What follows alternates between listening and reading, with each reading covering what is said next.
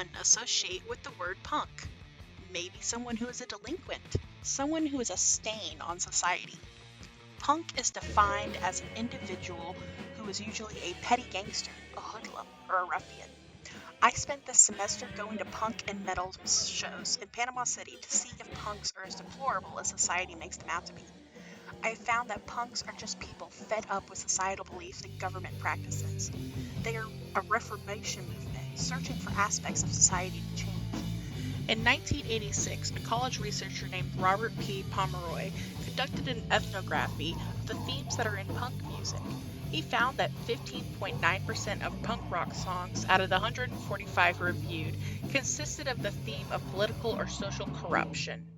This theme, translated into modern punk music, is the call for police reform. The sociological perspective of conflict theory comes to mind for the injustices that punks fight against. At one of the shows I went to, the band Blind Tiger started their song Remy with a statement from the lead singer reprimanding the state of police in the United States. This song is called Remy.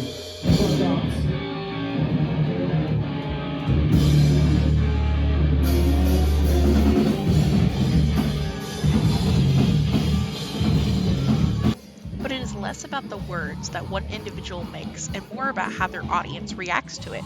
Once the band began to play Remy, the crowd was pumped and began to mosh in solidarity. Moshing is when a crowd is formed in the center of the audience and they begin to push and pull as well as dance around each other. Sometimes a band will call for the audience to kill each other, which is a signal that many concert goers take to start, moshing. Before I started this journey, I was already a part of this subculture, sharing similar values and musical tastes. One thing that I felt always held me back was the ability to dress for the culture. The physical identity of the subculture is stereotypically young males who have mohawks, leather jackets, spikes, boots, and tight pants. Going to these shows has proven otherwise.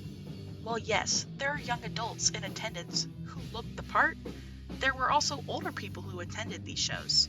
There were people wearing fishing t-shirts and ball caps. There's no one way to be punk.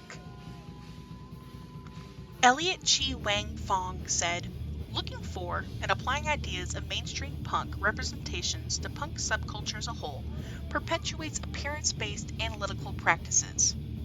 This is what gives the idea that a simple aesthetic could label someone as a ruffian. But punk is not clothing. Punk is ideology, a mindset. It is an experience that can be shared through different backgrounds, stylistic choices, and genders. A major component of the punk subculture is the DIY, or do-it-yourself philosophy. This ties into the punk ideology of being anti-capitalistic through making items of one's own means, whether that be pillows or clothing. This value of DIY reflects the values of autonomy and community, or collective independence. These values are found within Panama City's punk community. They bring so many artistic people together and encourage supporting local businesses. There were booths that local businesses had set up of handmade jewelry, 3D printed knickknacks, records, and merchandise that the bands themselves were selling. I participated not only in the lively bands that played, but also in the commerce. I snagged myself some t-shirts, stickers, and patches from the bands, as well as a pair of earrings from a jewelry booth. I have found that the relationship between the audience and the musicians at local shows is particularly special. Due to the venues being smaller as opposed to the likes of Taylor Swift, there are more opportunities for audience to connect with artists. This plays into the symbolic interactionism sociological theory. For instance, the members of Blind Tiger actively participate with the audience. They allow individuals to sing into the mic during the show, participate in the mosh themselves, and actively engage with fans before and after the show.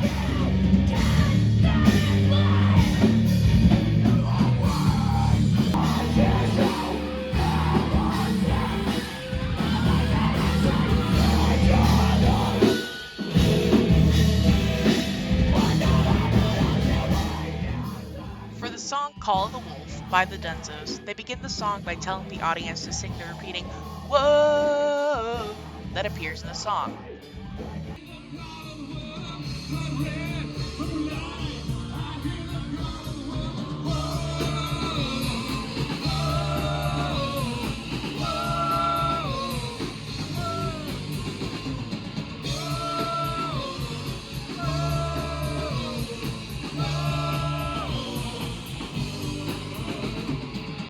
This close-knit community gives back to these artists, such as when one of the members of the Dunzos was performing on his birthday.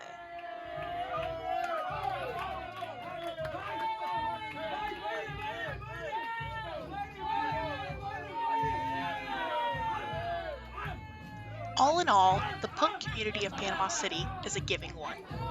The musicians offer a chance for a conventional crowd to gather to listen to music together, vibe together, and give back to local businesses in Panama City. Identifying as punk does not require a dress code or an age limit. It requires good times and doing things that better oneself and their community.